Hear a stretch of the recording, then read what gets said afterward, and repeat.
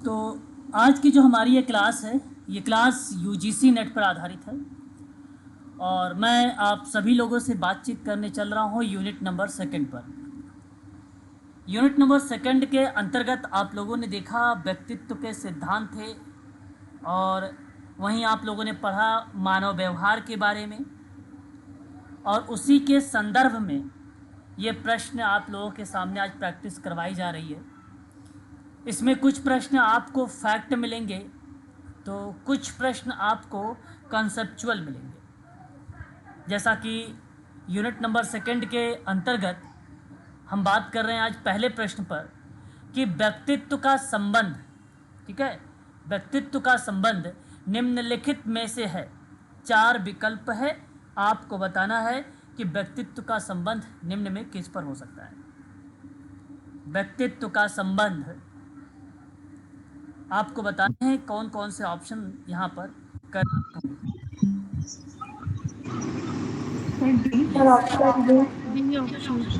यहाँ option D बिल्कुल। देखिए, व्यक्तित्व का जो संबंध है, प्लीज म्यूट रहेगा आप लोग।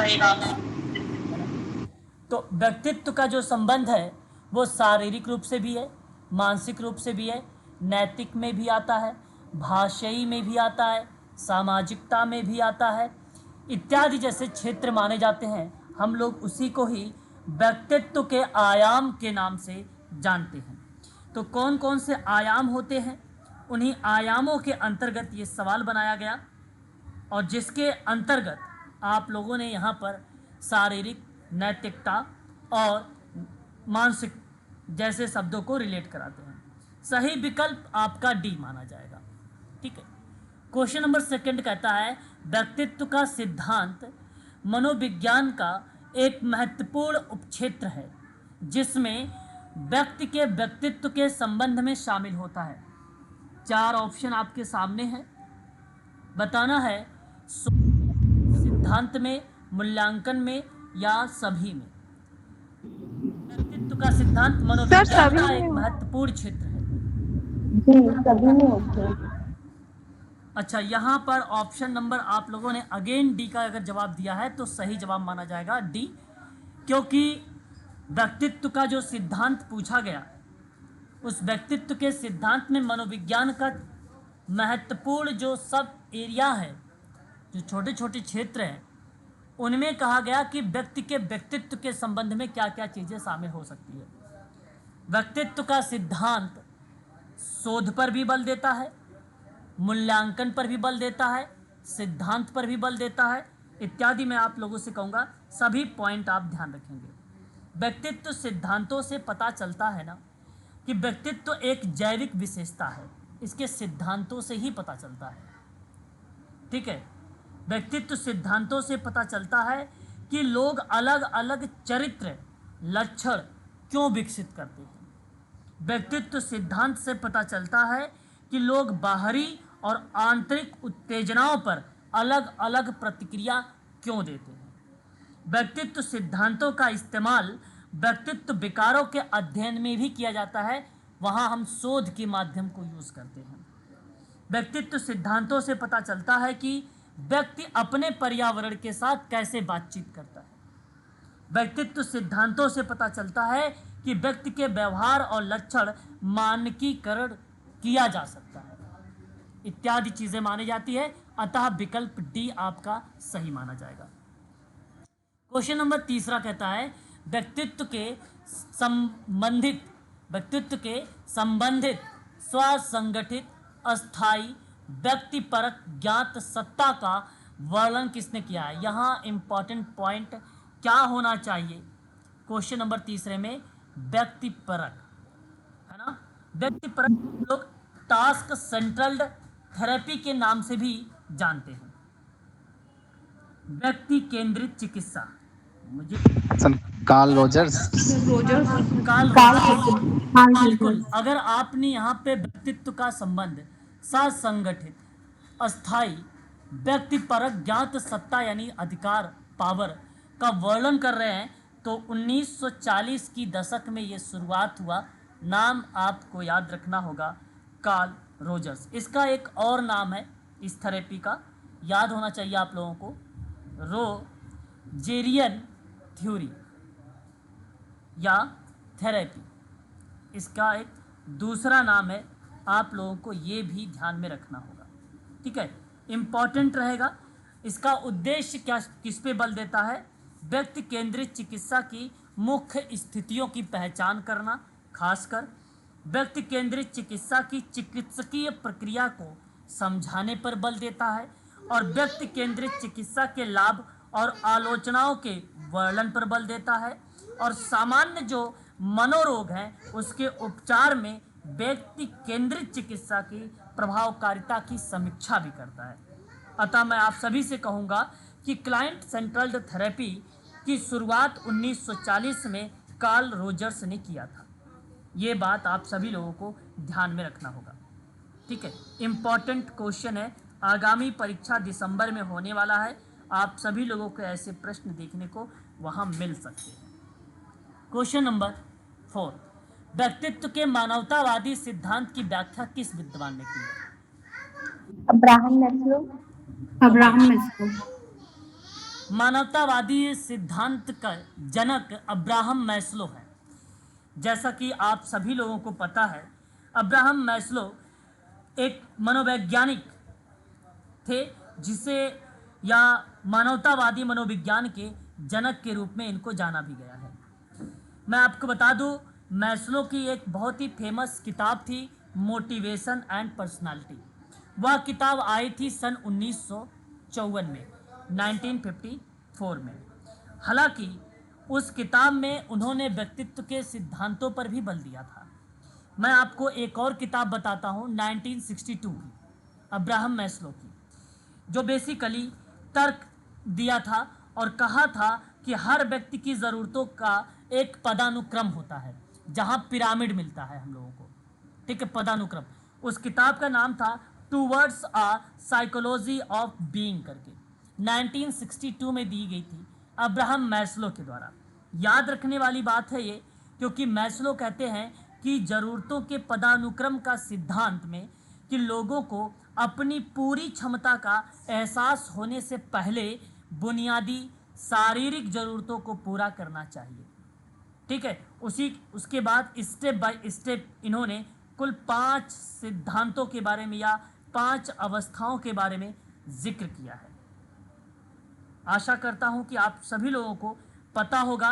पहला शारीरिक था, दूसरा सुरक्षा और रक्षा की मांग की आवश्यकता थी, तीसरा स्नेह और या आप कह लीजिए प्रेम की आवश्यकता, चौथा सम्मान मांग या आवश्यकता, पांचवा वेरी वेरी मोस्ट इम्पोर्टेंट था आत्मसिद्धि। यथार्थीकरण या आप कह लीजिए मांग की आवश्यकता या आत्मसिद्धि भी आप बोल सकते हो। ठीक है, आत्मसिद्धि सेल्फ एक्चुअलाइजेशंस का नाम उसका बेसिकली आता है। ये पेपर में कई बार रिपीट हुआ। ठीक है, तो ये बात आप लोगों को ध्यान रखना। बेसिक नीड 2 अवस्था है नीचे की। ठीक है, साइकोलॉजिकल नीड ऊपर की 2 अवस्थाएं हैं। ठीक है, ऊपर की 2 अवस्थाएं हैं psychological need. Self fulfilment need वो 5वीं अवस्था है, जिसको हम लोग सेल्फ एक्चुअलाइजेशन का नाम भी देते हैं। सही विकल्प आपका बी होगा। जवाब तो आप सभी लोगों का सही आया था, लेकिन हर एक प्रश्न के पीछे जो तथ्य बता रहा हूँ वह तथ्य भी आप सबके लिए इम्पोर्टेंट रहेंगे। मानव व्यक्तित्व की मुख्य मूलभूत परिकल्पना किस विद्वान द्वारा प्रस्तुत किया गया था? ये क्वेश्चन नंबर 5 में है। मूलभूत परिकल्पना बताइएगा एक बार आप लोग जवाब, क्योंकि ये प्रश्न थोड़ा सा यूनिक बनाया गया है, लेकिन इसका आंसर बहुत इजी है। Maslow sir.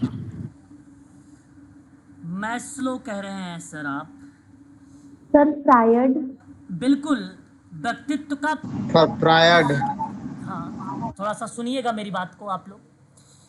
व्यक्तित्व के प्रथम व्यापक सिद्धांत की रचना करने का अगर श्रेय किसी को गया, ठीक है, प्रथम व्यापक सिद्धांत की रचना का श्रेय तो वो सिगमंड फ्रायड को गया। और फ्रायड ने इसी सिद्धांत को, कौन से सिद्धांत को? व्यापक सिद्धांत की जब रचना कर रहे थे इसी सिद्धांत को फ्रायड के मनोविश्लेषणात्मक सिद्धांत के नाम से जाना गया है। फ्रायड ही वह पहले व्यक्ति थे जिन्होंने सर्वप्रथम बाल्यावस्था के अनुभवों को वयस्क के व्यवहार और चैतन्य के आधार को बताया था। तो उसी प्रक्रिया में बेसिक हाइपोथेसिस का नाम आता है, या मूलभूत या रेडिकल हाइपोथेसिस का नाम आता है, हाइपोथेसिस का। तो आप सभी लोग जवाब देंगे सिगमंड फ्रायड का, सिगमंड फ्रायड का नाम। यहाँ केवल और केवल जो ऑप्शन जाने वाला है, मानव व्यक्तित्व के अचेतन भाग का जो पता लगाने का प्रयास किया, जहाँ मूलभूत परिकल्पना का पार्ट बना, वह सिगमंड फ्रायड का नाम आता है। सही विकल्प ए होगा। क्वेश्चन नंबर 6, फ्रायड के अपने सिद्धांतों में कितने वर्गों में डिवाइड किया? क्वेश्चन नंबर 6 आपके सामने आता है। ऑप्शन डी, 2 वर्गों में। सर 5 ऑप्शन वर्गों डी, में। क्या बात कर रहे हैं? यहाँ 2 वर्गों में, जैसे मैं समझ गया आप लोगों को, उन्होंने प्रकारों के रूप में डिवाइड किया था अपने थ्योरीज को लेकर, जहाँ आकारात्मकता शब्द आ रहा था और एक तरफ आप लोगों को शब्द मिल रहा था। कौन सा शब्द था दूसरा? संरचनात्मकता। या आप गत्यात्मक भी कह सकते हो या संरचनात्मक भी कह सकते हो, तो मैंने नोट करवाया भी था 2 नाम। फ्रायड ने अपने सिद्धांतों को कितने भागों में बांटा है? तो मैं आप सभी लोगों से कहूँगा, सिगमंड फ्रायड के द्वारा, इस बात को आप सभी लोग ध्यान रखेंगे, जब नाम आएगा तो वो 5 सिद्धांत, वो 5 भाग आएंगे। कितने भाग आने वाले हैं आप लोगों के? बताइएगा। मनोविश्लेषणात्मक सिद्धांत आप लोगों से 5 आएगा। 5 नोट करवाए थे सर आप। हाँ, आप लोगों को ये बात जरूर ध्यान में रखनी होगी कि 5 ऐसे सिद्धांत हैं जो सिगमंड फ्रायड के हैं, परीक्षा के दृष्टिकोण से बड़े इंपॉर्टेंट बने। बचपन और वयस्क। सर बता जी, क्या कह रहे हैं सर? सर बता दीजिएगा एक बार 5 कौन कौन से? बिल्कुल, मैं आपको इन 5 अवस्थाओं से एक बार रूबरू करवा देता हूँ। पहली अवस्था आप लोगों ने सुना भी होगा, जिसे हम लोग क्या नाम देते हैं? मुखावस्था। ओके सर, क्लियर हो गया। आप दूसरा गुदा, तीसरा लैंगिक, चौथा सुषुप्त और 5वां जनेंद्रिया। ये 5 अवस्थाओं के बारे में सिगमंड फ्रायड महोदय का नाम सर्वोच्च रखा गया है, और परीक्षा में इस तरीके के सवाल रिपीट भी आप लोगों से हुए हैं। तो मैं चाहूँगा कि ये सवाल आप लोगों को ध्यान में रखना भी होगा। सिगमंड फ्रायड की अवस्थाएं परीक्षा में पूछे जाते हैं, ये 5 अवस्थाएं, वो भी क्रम में। मुखावस्था, गुदा प्रधान अवस्था, लिंग प्रधान अवस्था, अव्यक्त अवस्था, और प्रजनात्मकता भी होता है, जनेंद्रियां अवस्था भी होती है। वो 5 अवस्थाओं में डिवाइड किया है सिगमंड फ्रायड ने, मैं पढ़ाया आपको। निम्नलिखित में से कौन फ्रायड के सिद्धांत में शामिल नहीं किया है? किसको उसने शामिल नहीं किया है? मुखा कामावस्था, शैशवावस्था, काम प्रसूति अवस्था, मानसिक अवस्था। बिल्कुल। D option. क्या आप मुझे बताना चाहेंगे, ये अगर मानसिक अवस्था सिगमंड फ्रायड ने अपनी थ्योरी में नहीं प्रयोग किया, तो वह विद्वान कौन था जिसने मानसिक अवस्था का प्रयोग किया? कोई भी विद्वान या कोई भी व्यक्ति जरा बताए इस प्रश्न के जवाब में किस विद्वान का नाम आना चाहिए? ऑप्शन डी में। Sir Maslow. नहीं, आपने एक नाम सुना होगा, जीन पियाजे का नाम। जीन पियाजे की थ्योरी में आपने नाम पढ़ा होगा स्कीमा, मानसिक प्रखंड, इसको शुद्ध स्कीमा। उन्होंने मानसिक अवस्था के बारे में जिक्र किया है, ना कि सिगमंड फ्रायड ने। विकल्प आपका दी जाएगा, ठीक है। सिगमंड फ्रायड का मनोलैंगिक विकास का सिद्धांत किस अन्य नाम से और जाना जाता है? बड़ा ही आसान सा सवाल है, विकल्प आपका लिबिडियन सिद्धांत। लिबिडोनल सिद्धांत, या आप इसे लिबिडो का भी नाम दे सकते हैं। लिबिडो का सिद्धांत किस विद्वान के द्वारा दिया गया है? ऐसे भी अगर सवाल आता है, परीक्षा में पूछा जाता है तो फ्राइड के द्वारा दिया गया है, बात आप ध्यान रखिएगा। ठीक है, मैं आपको बता दूं, मनोविश्लेषणात्मक जब सिद्धांत सिगमंड फ्राइड ने दिया तो वह वर्ष था 1980। कौन सा वर्ष था? सॉरी 1890 था, 1890। पेपर में आप, मैंने नोट भी करवाया आप लोगों को उसमें नोट्स में। जब भी परीक्षा में आता कभी कभी दशकों के रूप में क्रम लगाने को लेकर पूछ लेता है, तो उनमें से एक नाम ये जरूर आता है परीक्षा में, और हमें उसको कूट के माध्यम से लगाना पड़ता है। तो मनोविश्लेषणात्मक सिद्धांत की स्थापना फ्रायड ने 1890 के दशक में किया था, और विकासात्मक सिद्धांत के मुताबिक मानव के 3 मानसिक संरचनाएं होती हैं, ये भी बताया, ईगो, सुपर ईगो। फ्रायड ने कहा कि सभी कामेच्छा संबंधी आवेग को स्वाभाविक रूप से शारीरिक कार्यों से जुड़ा हुआ है, अतः इन्होंने जो है अपनी थ्योरी में कामुकता जैसे शब्द का प्रयोग किया। ये कामुकता कब प्रयोग किया, लिबिडो जैसे शब्द का प्रयोग किया, तो सन 1905 में प्रयोग किया था। शुरुआत में नहीं था, ये बाद में आया था। सॉरी, बताइए एक बात, ये क्लियर है? कामेच्छा का प्रयोग, कामुकता कामेच्छा ये एक ही है। हाँ भाई वही बात है, कामेच्छा, कामुकता, लिबिडो एक ही बात है। ठीक है, ये प्रयोग 1905 में किया था। स्पष्ट है? बताइए। जी सर। चलिए, इरिक इरिक्शन ने फ्रायड के विकास के संबंधित विचारों को कितनी अवस्थाओं के द्वारा विस्तारित किया था? 10 तो है नहीं, 8 तो बेसिकली इरिक इरिक्शन, 8 है सर। 8 तो इरिक इरिक्शन। अरे भाई आपने 8 थ्योरी, फ्रायड की थोड़ी 8 थ्योरी है, फ्रायड की 8 थ्योरी। एक मिनट, इरिक्सन ने फ्रायड के विकास के संबंध में विचारों को कितने अवस्थाओं में विस्तारित किया? हाँ, मैं सोचा कि फ्रायड की 2 बातें, दोनों चीजों समझ लीजिएगा, यहाँ पर 8 ही सही होगा। इरिक्सन की थ्योरी सिगमंड फ्रायड की कितनी अवस्थाओं से मैच करती है? तो वो आपकी 4 अवस्था होगी। ठीक है, कितनी अवस्थाएं मैच करती हैं इरिक इरिक्सन की? 4 अवस्थाएं, वो भी शुरुआत की। ये बात ध्यान रखिएगा। और यहाँ सवाल ये था कि इरिक्सन ने फ्रायड की 5 अवस्था थी, और 5 अवस्थाओं को इरिक्सन ने विस्तारित अपने 8 अवस्थाओं में किया है। कितने अवस्थाओं में किया है? 8 अवस्थाओं में किया है, अतः विकल्प आप बी वाला।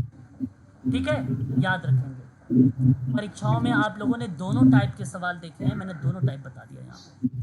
निम्नलिखित में से कौन इरिक्सन के संरचना के सिद्धांत में शामिल नहीं किया गया है? संरचना के सिद्धांत में ऑप्शन डी। ट्रांसलेशन के बारे में इन्होंने जिक्र नहीं किया है, किसने? इरिक्सन की संरचना के सिद्धांत में। बाकी प्रारंभिक बाल्यावस्था, देखिए इनकी कुल 8 अवस्थाएं हैं, आपने पढ़े होंगे, मैंने आपको बताया भी है। शैशव अवस्था है, प्रारंभिक बाल्यावस्था है, जो है खेल अवस्थाएं हैं। क्या नोट करवा दूं इरिक्सन की 8 अवस्थाएं?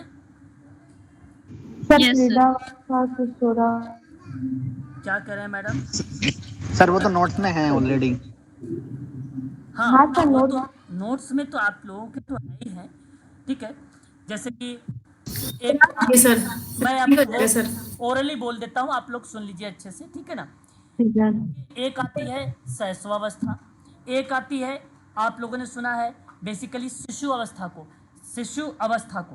ठीक है। इनकी 8 अवस्थाओं में एक शिशु अवस्था आती है, जो बेसिकली बाल्यावस्था को भी रिप्रेजेंट कर देती है। तो दूसरा शिशु अवस्था, तीसरा पूर्व स्कूली अवस्था, चौथा विद्यालय अवस्था, पांचवा किशोरावस्था, छठवां युवा अवस्था, सातवां मध्य वयस्कता अवस्था, और अंतिम में प्रौढ़ावस्था आती है ना, 8वां। इसे वयस्कता का अंतिम चरण का नाम भी दिया गया था। इरिक्सन ने अपनी थ्योरी को, ये जो 8 अवस्थाएं बताता है, कौन से वर्ष में बताया था? तो 1950 के दशक में बताया था। तो सबसे पहले कौन बताया?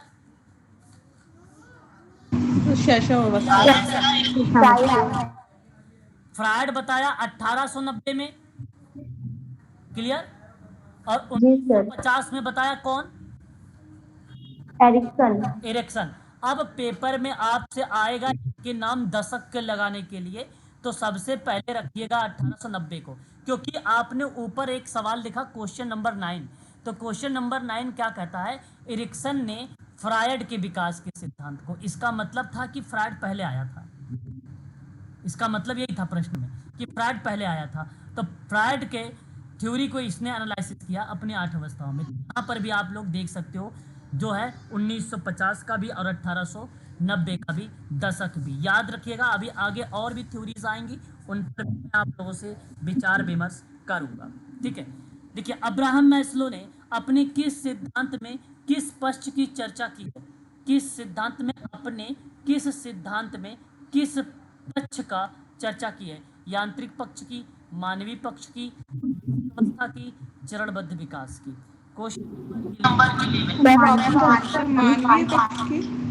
मानवीय पक्ष है, बिल्कुल। यहाँ पे देखिए, मानवतावादी का सिद्धांत अब्राहम मैस्लो ने मानवीय पक्ष पर बल दिया है। मैं आप सभी से कहूँगा कि यह पार्ट आप सभी लोगों के लिए इम्पोर्टेंट रहेगा, ठीक है। मानवतावादी का सिद्धांत में जिक्र जब अब्राहम मैस्लो ने किया तो मनुष्य के बारे में ही बात कर रहा था। सवाल आसान था, जहां मैंने पिरामिड के माध्यम से 5 अवस्थाओं के बारे में जिक्र किया था, उसी में ये नाम देखने को मिलता है, मानवीय पक्ष, ठीक है। ये बात आप लोगों को ध्यान में रखनी होगी। अब्राहम मैस्लो ने कहा है कि उनकी आवश्यकताओं के पदानुक्रम के लिए जाना जाता है, मानवीय आवश्यकताओं के महत्व के क्रम में क्रमबद्धता को रिप्रेजेंट करता है, या वह एक प्रकार से प्रस्तुत करता है, ठीक है। ये बात आप लोगों को भी ध्यान में रखना होगा। मैस्लो का पिरामिड है, ये हम सब के लिए इम्पोर्टेंट रहेगा, प्लीज़ आप सभी लोग ध्यान रखेंगे। जरूरतों का पदानुक्रम के सिद्धांत के नाम से भी जाना जाता है इसे। मैस्लो ने मानव के स्वाभाविक इच्छाओं को क्रमबद्ध किया है, जो बताइए क्रमबद्ध किया है। एक तो शारीरिक आवश्यकता होगी, सुरक्षा होगा दूसरे नंबर पे, ऑप्शन डी, और चौथा होगा आपका क्या, चौथा होगा सम्मान, आत्म सम्मान भी कह सकते हो या सम्मान भी कह सकते हो, ठीक है। और 5वां हो जाएगा आपका क्या, आत्म सिद्धि। अब आपके जो दिसंबर में पेपर आएगा ना, इस तरीके से नहीं आएगा, नीचे कूट लिखा रहेगा, 1 2 3 ऐसे क्रम में मिलाना होगा। ये बात आप लोग ध्यान रखिएगा, ठीक है। इस सवाल को सेवार्थी केंद्रित उपचार अभिगम है, मैंने अभी आप लोगों को बताया था 1940 का दशक। देखिए, एक तो ये भी आपको दशक, एक आपको ये भी याद रखना है, ठीक है। तो यानी आप समझ सकते हो कि कार्ल रोजर से पहले और एरिक एरिक्सन से पहले कौन विद्वान आया हुआ है, सिगमंड फ्रायड आया हुआ है। सिगमंड फ्रायड के बाद कौन आया, कार्ल रोजर्स आया। उसके बाद कौन आया बताओ, एरिक एरिक्सन, है ना, एरिक एरिक्सन। ये बात आपको ध्यान रखनी है। यहाँ बेसिकली विकल्प आपका 13 वाले प्रश्न का ऑप्शन क्या होना चाहिए, ए होना चाहिए। कार्ल रोजर्स का सिद्धांत कितने आधारों पर डिवाइड किया गया, बहुत ही इंपॉर्टेंट क्वेश्चन, और आप लोगों को बताना है क्वेश्चन नंबर 14 का विकल्प।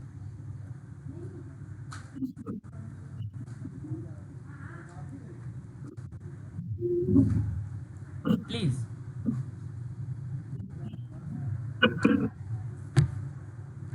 कार्ल रोजर्स के बेसिकली सिद्धांत में इन्होंने, देखिए मैं आपको बताता हूँ इनके बारे में 2-3 बातें, इस चीज़ को आप लोग बड़े ध्यान से सुनिएगा, ठीक है। कार्ल रोजर्स के बारे में मैं नोट कर देना चाहूँगा, क्योंकि वो सभी पॉइंटें जो रहेंगी परीक्षा के लिए इम्पॉर्टेंट रहेंगी, इसलिए मैं नोट कर रहा हूँ, ठीक है।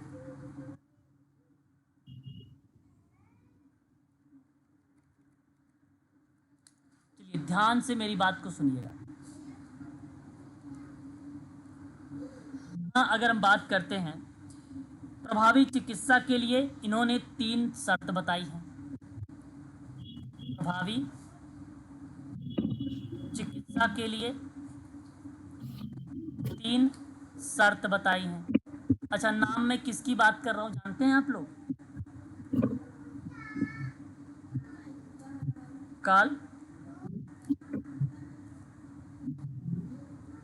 रोजर्स के बारे में बात कर रहा हूं, ठीक है ना। अब 1940 में क्या, सेंट्रल थेरेपी, तो पहली शर्त थी सहानुभूति, ठीक है। दूसरा था अनुरूपता, तीसरा था बिना शर्त सकारात्मक सम्मान, बिना शर्त सकारात्मक सम्मान, ठीक है। ये 3 मुख्य शर्तें थी। मानव व्यवहार की 4 बुनियादी, इन्होंने क्या बताया है, 4 बुनियादी जरूरतें मानव व्यवहार के 4 बुनियादी जरूरतें कौन कौन सी? सुरक्षा, अपनापन, तीसरा आत्मसम्मान, चौथा स्वतंत्रता या आज़ादी, स्वतंत्रता या आज़ादी, ठीक है। ये क्लाइंट सेंट्रल्ड थेरेपी को लेकर मैं आप लोगों से विचार विमर्श कर रहा हूँ। कब ये आई थी थ्योरी, बता सकते हैं? सन 1940 के दौरान में ये थ्योरी बेसिकली लाई गई थी, ठीक है। Task centred therapy. अब सवाल क्या पूछा गया है, इस सवाल के आधार पे हम लोग चलते हैं, ठीक है। कार्ल रोजर्स के सिद्धांत में आप ध्यान देने वाली बात है, 4 तो बेसिकली इसके मुख्य या बुनियादी ज़रूरतें रही हैं, और 3 बेसिकली जो है वो क्या दर्शाई गई हैं, 3 क्या दर्शाई गई हैं? प्रभावी चिकित्सा दर्शाई गई हैं। अब पेपर सवाल में देखते हैं हम लोग, सवाल क्या कहा गया है कि कार्ल रोजर्स का सिद्धांत कितने आधारों पर है, कितने आधार पर डिवाइड किया गया है। तो आप लोग जरा मुझे बताइए ये कितने आधार पर है? सर 3 आधारों पर। 3 आधारों को सर। 3 आधार यहाँ पर आ रहा है। चलिए, और भी कोई बच्चे अपने 3 आधार पर समझ गया, जो आप लोगों ने अभी मैं बताया हो उसी को शायद आप बेस बना रहे हैं। चलिए, और भी कोई बताएं जरा कितने आधारों पर जिक्र किया गया है, कोई भी स्टूडेंट? सिराज? सर 2 होना चाहिए। 2 प्रभावी कौन? चिकित्सा और बुनियादी जरूरतें। क्या चीज़? फिर से रिपीट करो सर 2 आधार हैं, प्रभावी चिकित्सा और बुनियादी जरूरतें, अभी जो बिल्कुल, बताया। यहाँ पर आपने अभी सही किया है। एक प्रभावी चिकित्सा, दूसरा बुनियादी ज़रूरतें। यहाँ सवाल उनकी जो थ्योरी थी, उनका जो सिद्धांत था, यही 2 भागों पर डिवाइड था। अभी आपने जो जवाब मुझे दिया है ये करेक्ट जवाब था, इसीलिए मैंने प्रभावी चिकित्सा के अंतर्गत भी बता दिया था और बुनियादी ज़रूरतों के बारे में भी बता दिया था। तो सवाल यही था, विकल्प आपका सी वाला सही माना जाएगा। स्पष्ट हुआ आप ना? बताइएगा। हाँ नोट्स में करवाया था क्या सर आपने ये?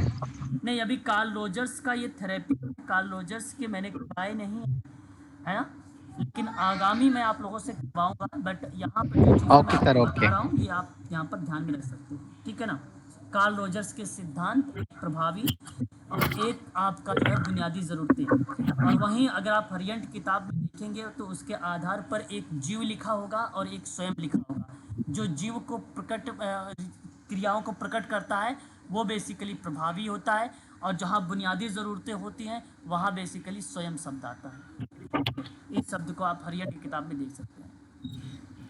क्वेश्चन नंबर 15 की बात करेंगे।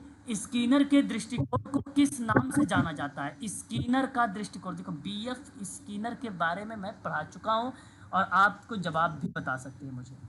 व्यवहारवादी। व्यवहारवादी। बिल्कुल, आपने अगर मुझे यहाँ पर व्यवहारवादी चिकित्सा को लेकर बात कर रहे हैं तो विकल्प आप ए वाले का चुनाव कर रहे हैं, सही जवाब है। व्यवहार के जनक के रूप में जेबी वॉटसन का नाम आता है, लेकिन व्यवहारवाद के परिवर्तन में या मॉडिफिकेशन में या परिमार्जन की जनक में अगर किसी का नाम आता है तो वो बी स्किनर का नाम आता है। विकल्प आपका ए करेक्ट होगा, ठीक है, सही जवाब यही माना जाएगा। क्वेश्चन नंबर 16 कहता है कि निम्न में बताओ कौन से तत्व स्किनर के सिद्धांत में शामिल किए गए हैं, वो एलिमेंट आपको बताने हैं। क्वेश्चन नंबर 16 में देखिए, व्यक्ति का एक तो व्यवहार उसकी थ्योरी में देखेंगे, ओसीटी ऑपरेंट कंडीशनिंग थ्योरी की बात मैं कर रहा हूँ आप लोगों से। हमने व्यक्ति का व्यवहार देखा, कार्यों का कौशल भी देखेंगे, समाज में दंड आधारित प्रक्रिया भी देखेंगे, है ना, क्योंकि पुनर्बलन जो था नकारात्मक पुनर्बलन भी था, सकारात्मक पुनर्बलन भी था, स्टिमुलस भी शब्द था, तो सकारात्मकता भी मिलेगा, नकारात्मकता भी मिलेगा, दोनों चीजें मिलेगी। ठीक है, यदि पहला पॉइंट आपका सही जाता है तो पर्यावरण के पुरस्कार और दंड का प्रबंधन पर भी बात आपकी तीसरा वाला भी सही जाएगी। तो ए और सी तो आप साफ शब्दों में कह सकते हो कि ये करेक्ट है। बी भी आपका करेक्ट ही जाएगा, क्योंकि परिस्थितिकीय विशिष्टताओं की धारणाओं पर बल देता है। ठीक है, सिचुएशन या परिस्थिति पर बल देता है OCT की थ्योरी। और ओसीटी की थ्योरी, ठीक है, किस पर एक्सपेरिमेंट किया गया है, स्किनर का सिद्धांत किस पर प्रतिपादित किया गया था, बताइएगा। बीएफ स्किनर की थ्योरी में सर चूहे पर और कबूतर पर। दंड और नतीजे में होता है, उस पर बल तो ये देता है, लेकिन आपको मैं पूछ रहा हूँ कि किस पर इसने एक्सपेरिमेंट किया था, क्रिया प्रसूत का सिद्धांत। हाँ सर, चूहे और कबूतर पे। चूहे और कबूतर पर। देखिए, मैं आप सबको बता दूं, बीएफ स्किनर की थ्योरी कई जगहों पे अलग अलग वर्षों में आती है, लेकिन ये परीक्षा में अभी तक आया नहीं है। ठीक है, वर्षों को लेकर कई जगह पे कंफ्यूजन होता है, लेकिन मैं आप सबसे कहूँगा कि 1938 पर आप सभी लोग जवाब देंगे। ठीक है, तो मैं आपको बता दूं, चूहे पर इन्होंने एक स्किनर बॉक्स लिया था, पहला प्रयोग किया था, और मैं आपको बता दूं कि स्किनर बॉक्स के अंदर जो है चूहे को बेसिकली बंद कर दिया गया था डिब्बे में। ठीक है, एक प्रकार से। ठीक है, और इसका प्रयोग करने का एक कण में बने छेद के रास्ते से एक जगह के द्वारा से बेसिकली प्रवेश द्वार रखा गया था, जिस पर जगह पर चूहा जंप करता था, या आप ये कह लीजिए कि लीवर था, लीवर पर जंप करता था। इस तरीके की चीज़ें बनाई गई थी। अगर वो ग्रीन दबता था लाइट पर तो वो जाहिर सी बात है वो ओपन हो जाता था, और अगर रेड पर उसका पाँव या बटन दबती थी तो उससे कोई अनुक्रिया नहीं होती थी। उसी तरीके से इन्होंने एक कबूतर पर भी एक्सपेरिमेंट किया। कबूतर पर बेसिकली स्किनर ने एक बॉक्स लिया, ठीक है, जहाँ बेसिकली विभिन्न प्रकार की लाइटियाँ वहाँ पे लगा दिया था। चोंच जब उस पर ग्रीन बटन पर दबती थी तो वहाँ से रोटी का टुकड़ा उसे प्राप्त हो जाता था। इस तरीके की चीज़ें भी एक्सपेरिमेंट उन्होंने 2 एक्सपेरिमेंट किया था, दोनों एक्सपेरिमेंट मैंने आपको पढ़ा चुका हूँ। व्यक्तित्व अध्ययन करने का सबसे प्रथम उपागम कौन सा होगा?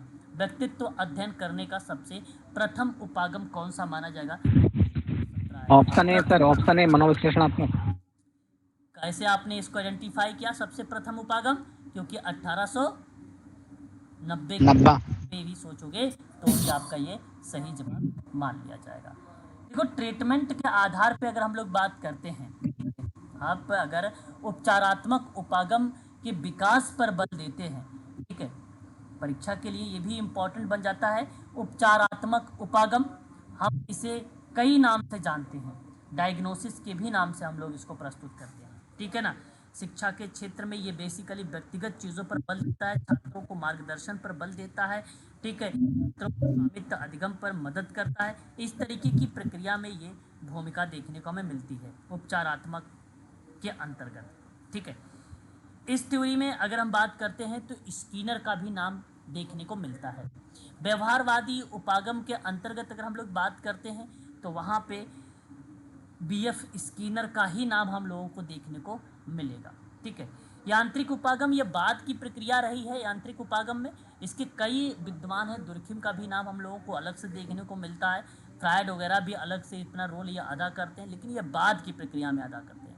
फिलहाल मैं आपसे सबसे कहूँगा कि सबसे प्राचीन और सबसे पुराना व्यक्तित्व के अध्ययन में मनोविश्लेषणात्मक उपागम है। फ्रायड के व्यक्तित्व की संरचना को कितने भागों में डिवाइड किया है? व्यक्तित्व की संरचना को, फ्रायड के व्यक्तित्व की संरचना को कितने भागों में डिवाइड किया गया? सभी होगा सर, तीनों में, चेतन, अचेतन और अचेतन। तीन होता है। देखिए, मैं आपको बता रहा हूँ व्यक्तित्व के 3 घटक, ठीक है, या संरचनाओं के रूप में बात करता हूँ। तो उन प्रक्रियाओं में हम लोगों को नाम जो देखने को मिलते हैं वो आप ध्यान से मेरी बात को सुनिए। मानव व्यवहार के 3 तत्व थे जहाँ मानवीय व्यवहार उत्पन्न होते थे। तो वो आपका चेतन, अचेतन, अर्धचेतन था। व्यक्तित्व के 3 कंपोनेंट के रूप में थे जहाँ बेसिकली संरचनाओं को भी रिलेट कराते थे। तो व्यक्तित्व के संरचना, समझिएगा बात को, व्यक्तित्व के संरचना के शब्दों में अगर हम बात करते हैं तो फ्रायड का नाम सर्वप्रथम आएगा और वह 3 आता है। कितना आता है? 3 नाम। अगर आपसे पूछा जाए परीक्षा के दृष्टिकोण से तो ये चीज़ें आप ध्यान रखिएगा, इद, ईगो और सुपर ईगो या परा अहम। ईद का मतलब क्या होता है? व्यक्तित्व का वह हिस्सा जो हमारे सबसे आदिम आवेगों का आधार होता है, जो जैविक प्रवृत्ति होती है, जो ड्राइव का प्रतिनिधित्व करता है ना। और अहम का मतलब क्या होता है? या मन का सचेत हिस्सा होता है जो वास्तविकता के साथ बातचीत करता है कि नहीं। यह संतुलित रखता है, जानते हो किसको? एक ईद को संतुलित रखेगा, दूसरा सुपर ईगो को भी रखेगा संतुलित, ठीक है, ईगो। और जो सुपर ईगो होता है ये एक नैतिक कंपास के रूप में जाना जाता है या सही और गलत व्यवहार के बीच में अंतर के रूप में जाना जाता है, सामाजिक मूल्यों और नैतिक मानकों को शामिल करता है। अतः मैं आप सभी से कहूँगा 3 होगा, विकल्प आपका डी सही जाएगा। फ्रायड के व्यक्ति संरचना में कौन सा शामिल है? व्यक्ति संरचना में व्यक्ति की संरचना में आप सभी लोग कहेंगे कि चेतन भी है, अचेतन भी है, अर्धचेतन भी है, यानी विकल्प आपका डी सही जाएगा, है ना। स्वप्न विश्लेषण, देखो स्वप्न विश्लेषण हो गया या ड्रीम हो गया, या आप लोगों से 2-3 शब्द आता है, एक फ्री एसोसिएशन हो गया। ऐसे शब्द आप लोगों को याद रखना होगा हमेशा के लिए कि फ्रायड का ही नाम आता है। तो स्वप्न विश्लेषण और सिद्धांत किस विद्वान के द्वारा विकसित किया गया है? क्वेश्चन नंबर 20 में आपके सामने प्रस्तुत है। जी मैडम क्या कह रहे हैं? फ्रायड। ओके, यदि आपने सिगमंड फ्रायड का नाम लिया है तो सिगमंड फ्रायड का नाम यहाँ पे करेक्ट माना जाएगा। जानते हैं ये एक शब्द यहाँ पर आ रहा है पैराप्रेक्सिस का नाम। ये पैराप्रेक्स या पैराप्रेक्सिस का नाम आता है परीक्षा में, इस तरीके की चीज़ें देखने को मिलता है। ये रक्षा युक्तियों को रिप्रेजेंट करता है। किसको रिप्रेजेंट करता है? ये सिगमंड फ्रायड का रक्षा युक्तियों को रिप्रेजेंट करता है। मैं आप सभी लोगों से कहूँगा कि ये शब्द आप लोग ध्यान में ज़रूर रखेंगे। युक्तिकरण जैसे शब्द आएंगे, उद्दीपन आएगा, सहसंबंध आएगा, प्रतिगमन आएगा, जो है दमन आएगा। इस तरीके के शब्द जो आते हैं वो पैराप्रेक्स, है ना, या पैराप्रेक्सिस का नाम आता है। और उस थ्योरीज में नाम जब भी आएगा तो सिगमंड फ्रायड का। और ये निवारण जैसी चीज़ों आती है, किसी समस्या को एक प्रकार से अगर मैं आपसे बात करूं तो डायग्नोसिस करने की बात करता है ये थ्योरी, है ना। ये बात आप लोग थोड़ा सा ध्यान में रखेंगे। उसके बाद अगर हम बात करते हैं आक्रामकता जैसे व्यवहार जो प्रस्तुत होता है ना, वो पैराप्रेक्सिस की थ्योरीज में ही आता है। सिगमंड फ्रायड का नाम यहाँ पे सही जाएगा। 21 बताइएगा, निम्न में से कौन सा विद्वान है जो नव विश्लेषणात्मक उपागम के प्रतिपादक के रूप में जाना जाता है? नव विश्लेषणात्मक उपागम के प्रतिवेद के रूप में जाना जाता है। देखिए मैं आपको बता दूं, अगर यहाँ पे अन्ना फ्रायड का भी नाम होता तो अन्ना फ्रायड भी आपका ऑप्शन में सही जाती, लेकिन यहाँ अन्ना फ्रायड नहीं है तो हार्ने का नाम, फ्रॉम का नाम, सुलिवान का नाम, इन तीनों का नाम नव विश्लेषणात्मक में आता है। अतः मैं आप सभी से कहूँगा कि विकल्प डी वाले को आप लगाएं, ठीक है। निम्न में से किस किस विद्वान को नव फ्रायडवादी के नाम से जाना गया? देखिए अगर नव विश्लेषणात्मक उपागम होंगे तो नव फ्रायडवादी में भी आप लोग को मेरे समझ इसी ऑप्शन को लगाना चाहिए जो ऑप्शन डी है ना। ये बात ध्यान रखिएगा। कैरन हॉर्न ने फ्रायड के किस विश्लेषण के महत्व को बल दिया था? ये जो कैरन हॉर्न है, ये फ्रायड के किस विश्लेषणात्मक पर बल दिया है? अचेतन, दमन, ए बी, इनमें से कोई? सर बताइए। दोनों कुछ अचेतन से भी है, दमन से भी है। क्या कह रहे हैं आप? फिर से बताओ मैडम। अचेतन और दमन पर बल देता है, ठीक है। हाँ सर, अचेतन और दमन। दमन पर आपका यही सही होगा। बॉम और सुलिवान ने 9 विश्लेषणात्मक उपागम पर किस पक्ष पर अधिक बल देता है? ये आपको बताना 24 में।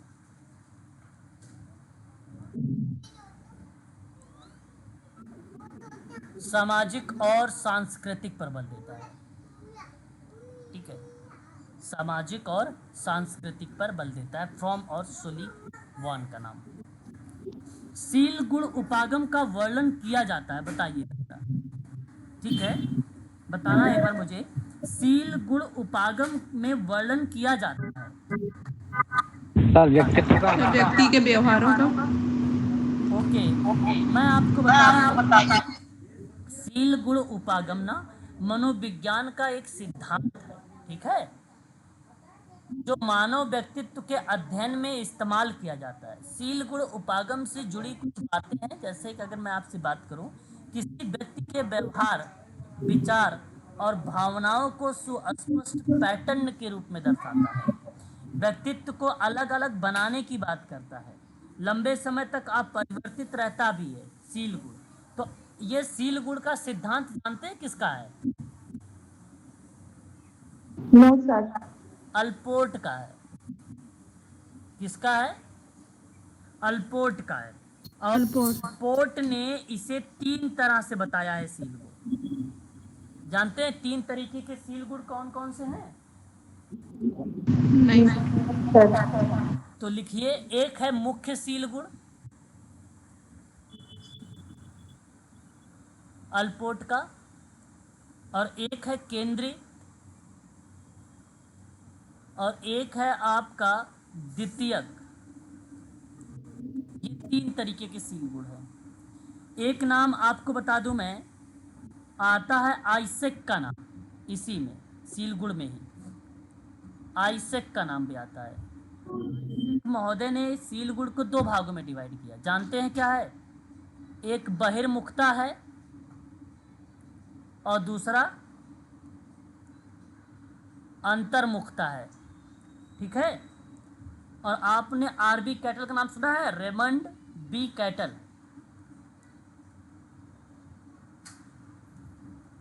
इसके कुल कितने सील गुण है? 16 है। इसे 16 पीएफ के नाम से जाना जाता है, ठीक है, पर्सनालिटी फैक्टर के नाम से जाना जाता है। क्लियर हो गया होगा अब तो सील गुण के उपागम, हाँ सर क्लियर है। ठीक है। सील गुण को इंग्लिश में क्या बोलते हैं सर? सील गुण को आप यहाँ पर सील गुण को ना यहाँ पे ट्रेट्स मीन्स क्या होता है? ट्रेट्स लक्षण होता है सर। ट्रेट्स लक्षण होता है ट्रेड्स तो। नहीं, यहाँ अगर हम बात करें, ये जो ट्रेट्स अप्रोच होता है, इसे हम सील गुण के नाम से जानते हैं, है ना। इसी को हम लोग सील गुण के नाम से भी इसका मीनिंग बता दीजिएगा सर सील गुण का।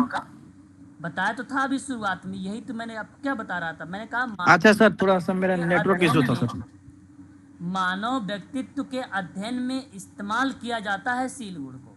और सील गुण वो होता है जो किसी व्यक्ति के व्यवहार, विचार, भावना को सुस्पष्ट करता हो, कोई व्यक्ति के व्यक्तित्व को अलग अलग क्रियाओं को पहचानने पर बल देता हो, ठीक है, वही सील गुण होता है सर।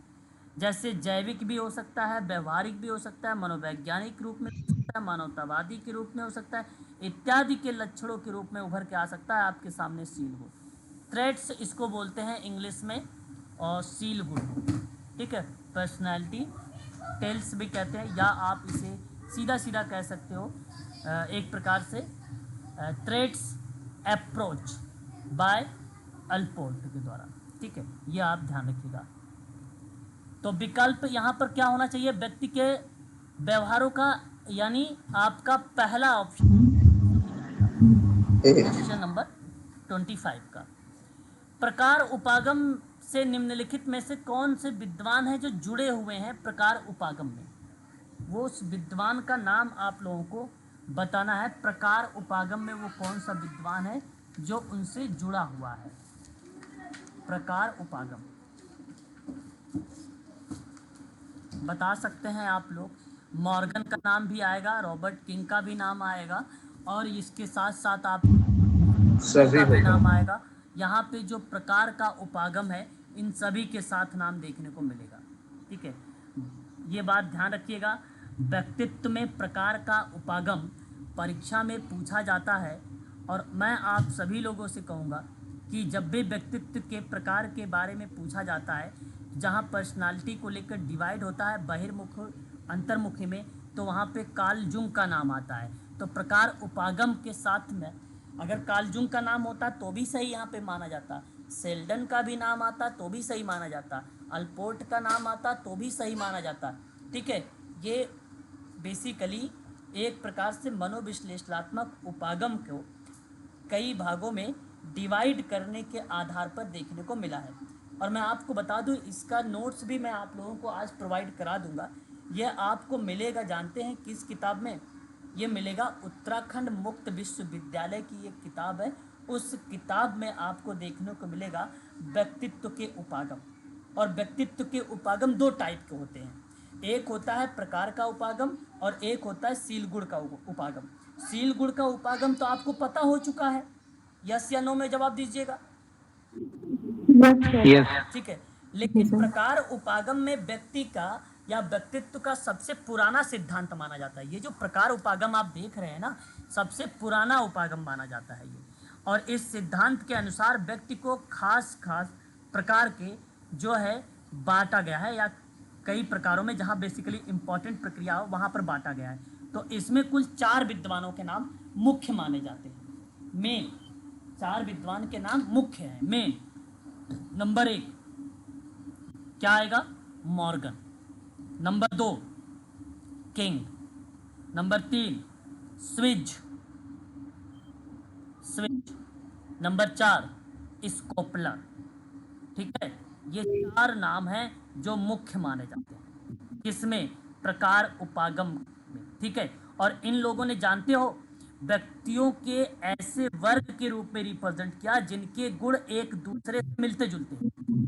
व्यक्तियों के प्रकार में एक दूसरे से मिलते जुलते हैं। सन 1986 में इन चारों विद्वानों ने इस उपागम को रिप्रेजेंट किया था, या आप कह लीजिए प्रस्तुत किया था।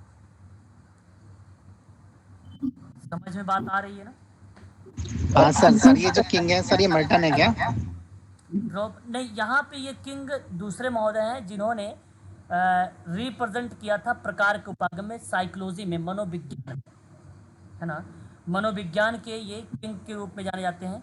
और मनोविज्ञान में किंग जो विद्वान है, ठीक है, का पूरा नाम अगर हम बात करते हैं आप लोगों से, तो आप नोट करना चाहते हैं तो आप इसके नाम को जो है नोट कर सकते हैं।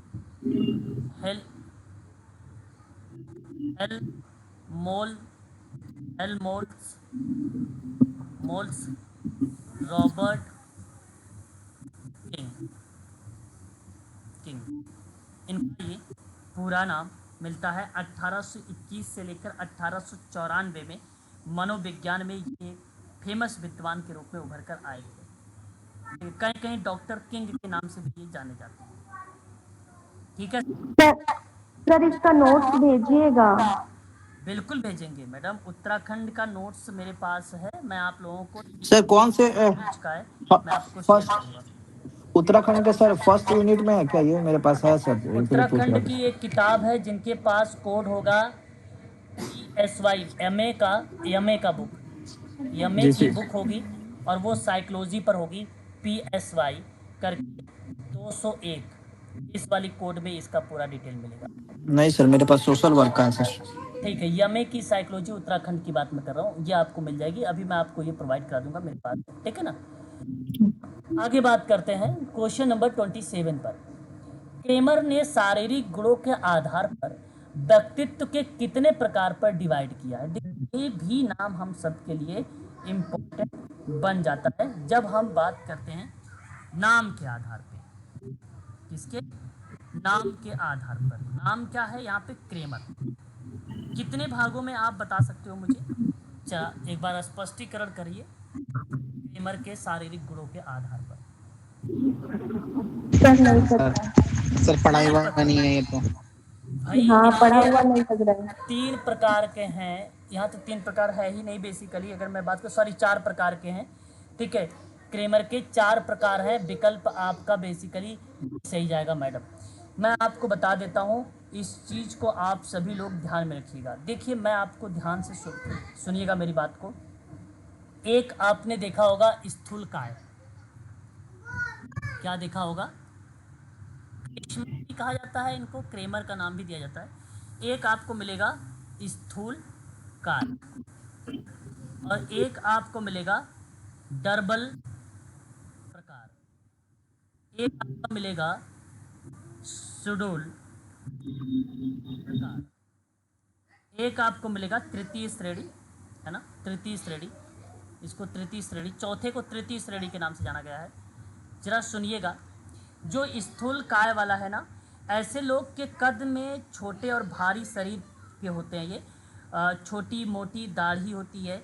स्वभाव से बेसिकली सामाजिक और बेंच की नौकरी का प्रदर्शन करते हैं। ये खुश मिजाज के होते हैं। ठीक है, इन्हें खाना और सोना बड़ा पसंद होता है, जो स्थूल काय के लोग होते हैं। जो डर्बल प्रकार के होते हैं ना, ऐसे व्यक्ति निम्न ग्रेड के होते हैं। ठीक है, आप ऐसे भी कह सकते हो कि ग्रेड के साथ लंबे और घटिया भी होते हैं। इनका बेसिकली वजन तो कम होता है, वो चिड़चिड़े होते हैं और जिम्मेदारी से बचते हैं। पर्सनालिटी के 7 लक्षणों के और प्रकार के सिद्धांतों में बेसिकली इन्होंने एक स्वप्न की आदत भी बताया था। वो कल्पना की दुनिया में खोए रहते हैं, जो डर्बल प्रकार के लोग होते हैं, है ना। डर्बल प्रकार खंडित मानसिकता वाले होते हैं। ये मनोभ्रंश के विकार से बेसिकली क्या होते हैं, प्रताड़ित या पीड़ित होते हैं, आप ऐसा कह सकते हो, जो डर्बल प्रकार के होते हैं। एक होते हैं सुडोल काय या सुडोल प्रकार के लोग होते हैं। ये ऐसी पेशी प्रकार के होते हैं जो अच्छी तरह से निर्मित मांसपेशियां होती हैं इनकी, ना तो ज़्यादा लंबी होती है और ना ही ज़्यादा छोटी होती है। शांत स्वभाव के होते हैं। वातावरण में जो भी क्रियाएं होती है उसमें अपना सकारात्मक क्रियाओं भी रिप्रेजेंट करते हैं। लेकिन मैं आपको बता दूं, ये निष्क्रिय करने में असमर्थ भी होते हैं। मतलब किसी को अगर आप सोचो कि निष्क्रिय करें तो उसमें ये असमर्थ होते हैं, सफल नहीं हो पाते हैं सुडोल काय वाले। ठीक है, आप ऐसा करिए कि चोरी करेंगे तो पकड़े जाएंगे, ऐसा आप कह सकते हो। एक होते हैं तृतीय श्रेणी वाले। ऐसे श्रेणी में वो लोग आते हैं जिनका ऊपर वर्णित तीनों ही गुण एक वर्णन में ही किया चला जाए। मतलब जो ये तीनों का नाम आता है, ठीक है, तीनों का नाम, ठीक है, इन तीनों का नाम एक में आ जाता है, उसे तृतीय श्रेणी का नाम दिया जाएगा। एक बार बताइएगा, आप लोग स्पष्टीकरण करिएगा। ये क्लियर हुआ? जी सर। हाँ सर, क्लियर है। जी सर। आगे हम बात कहाँ करते पाए हैं। जाते हैं सर सॉरी, फिर से पूछिए। ये कहाँ पाए जाते हैं? ये सब कहाँ कहाँ नहीं, ये व्यक्ति के अंदर पाए जाते हैं। शारीरिक गठन की बात मैं कर रहा हूँ आप लोगों से, शारीरिक गठन की बात कर रहा हूँ। ये कहाँ कहाँ नहीं, ये तो व्यक्तियों के अंदर पाए जाते हैं। जी सर। है ना, जो मोटे व्यक्ति हैं, जो कद के छोटे हैं, वो व्यक्ति क्या होते हैं, सामाजिक वाले होते हैं। ठीक है, जो व्यक्ति बेसिकली निम्न ग्रेड के होते हैं, लंबे होते हैं, घटिया होते हैं, वजन कम उनका होता है, चिड़चिड़े होते हैं, वो डर्बल प्रकार के वाले में होते हैं। ठीक है, ये उनका बेसिकली टाइप बताया। व्यवहारवादी विचारक जो है स्किनर ने मानव व्यवहार को समझने के लिए किस पर ध्यान देने के लिए बल दिया है? बीएफ स्किनर का नाम आया भाई, आसान से। सी, ऑप्शन सी। बिल्कुल, अगर आपने यहाँ पे जवाब दे रहे हो सी वाला, मानव व्यवहार वातावरण, तो सही जवाब है। सत्तावादी व्यक्तित्व के किस विद्वान की पुस्तक है? ये बड़ी फेमस किताब रही है, आप ऐसा मान सकते हैं। विकल्प आपको बताना है, किसकी किताब मानी जाएगी यहाँ पे?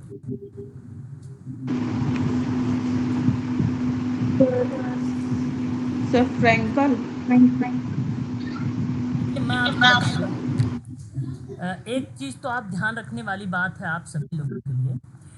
जैसे अगर मैं आपसे बात करता हूँ तो मेरी बात को बड़े ध्यान से समझिएगा आप लोग। On being a person, on sorry becoming becoming a person सन 1961 में नाम आता है कार्ल रोजर्स का। कार्ल रोजर्स का, ठीक है, नाम याद रखिएगा, कार्ल रोजर्स का एक किताब। दूसरा क्लाइंट सेंट्रल थेरेपी की बात करेंगे, क्लाइंट सेंट्रल थेरेपी का, तो 1951 में इसकी पुस्तक आई, ये भी आप ध्यान रखिएगा, ठीक है। एंड उसके बाद अगर हम बात करते हैं तो वे ऑफ बीइंग करके आता है एक किताब, वे ऑफ बीइंग करके एक किताब आती है, और वो बेसिकली कार्ल रोजर्स की है, सन 1980 में ये किताब बेसिकली आती है उनकी, ठीक है। फ्रीडम टू लर्न की बात करें अगर हम लोग, फ्रीडम टू लर्न की बात भी करते हैं, तो भी उस प्रक्रिया में नाम किसका आता है, कार्ल रोजर्स का, लेकिन उतनी खास इंपॉर्टेंट नहीं रही है। एक्टिव लिसनिंग बड़ी बड़ी मोस्ट इंपॉर्टेंट किताब रही है, एक्टिव लिसनिंग परीक्षा में आ चुका है ये किताब, एक्टिव लिसनिंग करके किताब पेपर में आ चुका है, 1957 में आई है। काउंसलिंग एंड साइकोथेरेपी की बात करते हैं, है ना, काउंसलिंग एंड बेसिकली किसकी, साइकोथेरेपी, है ना। और ये जो किताब आई 1942 में ये किताब बेसिकली प्रेजेंट की गई थी। तो ये कुछ किताबें रही हैं जो बड़ी इम्पॉर्टेंट रही हैं परीक्षा के दृष्टिकोण से, मैं चाहूँगा इसको आप लोग ध्यान रखेंगे। इसका वर्ष मुझे नहीं पता है कि सत्तावादी नेतृत्व कब आया, लेकिन ये किताब जो है कार्ल रोजर्स की है, ये बात ध्यान रखिएगा, ठीक है।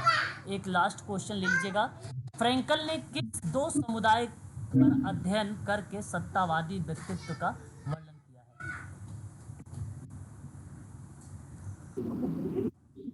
सर ये भी पढ़ा हुआ नहीं लग रहा है। एक मिनट, नहीं है पढ़ा हुआ। एक मिनट, यहाँ कार्ल रोजर्स की किताब नहीं है, तो यहाँ पे अगर कहा है साफ सुथरा, फ्रैंकल ने दो समुदायों पर अध्ययन किया सत्तावादी व्यक्तित्व, तो इसका मतलब है कि ये सत्तावादी व्यक्तित्व का किताब है, फ्रैंकल का है, ऑप्शन ए लगाइए, फ्रैंकल का नाम, ठीक है। अब ये देखिए सत्तावादी का यहाँ पे फ्रैंकल का नाम आ गया, तो दो समुदायों का अध्ययन करने पर बल देता है, ये बड़ा आसान सा सवाल है, एक हब्सी और यहूदी, विकल्प ए से। हब्सी क्या होता है सर? हब्सी कौन सा समुदाय होता है?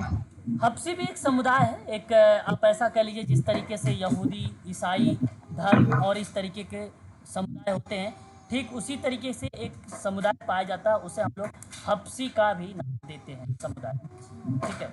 ये कहाँ पाया जाता है सर? ये देखिए हब्सी समुदाय अगर हम बात करते हैं तो जैसे मैं आपको अफ्रीका की बात बता रहा हूँ, 13वीं सदी की बात है, भारत स्थानीय राजाओं के महल में गुलामों का चलन था। उस समय जब गुलामों का चलन था, उन्हीं गुलामों को बेसिकली जिन्हें हम हब्सी के रूप में जानते हैं, मैं बात थोड़ा सा भारत स्थानीय क्षेत्रों को रिलेट करते हुए बता रहा हूँ।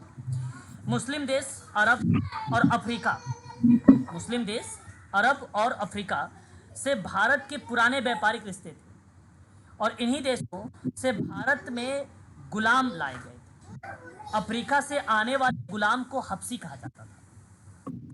कद ऊंचा कद था, शरीर का गठन और सुडौल एक प्रकार से सुगर था, इसी को कहा गया हब्सी समुदाय।